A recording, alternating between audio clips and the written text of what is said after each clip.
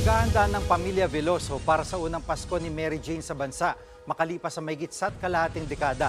Ang mga magulang ni Mary Jane may nakahanda ng regalo. Nasa frontline balitang yan si Elaine Fulgencio.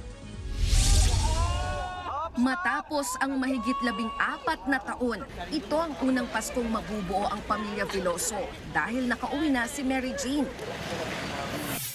Ngayon ngang besperas ng Pasko, regalo ng mag-asawang Cesar at Celia Veloso ang isang parol. Simbolo ng bagong pag-asa ng kanilang anak.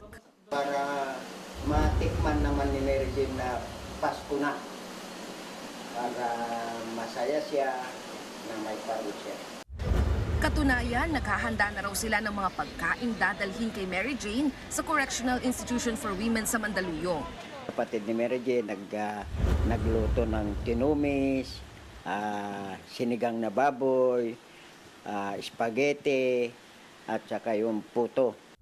Si Nanay Celia naman, guminhawa na raw ang pakiramdam sa pagbabalik bansa ng anak. Sinabihan din umano siya ni Mary Jane na huwag mag-alala dahil maayos ang sitwasyon niya sa koreksyonal.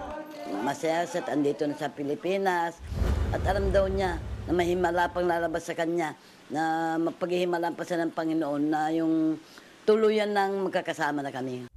Sa huling record mula sa Bureau of Corrections, 26 na kaanak ni Mary Jane ang pinahintulutang makasama niya sa Pasko.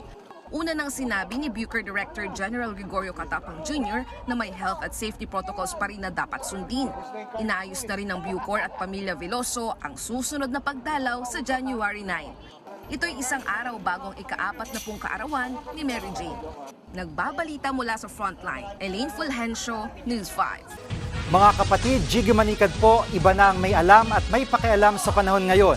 Para sa konkreto, kumpleto at komprehensibong balitaan sa Frontline, mag-follow at mag-subscribe sa social media pages ng News 5.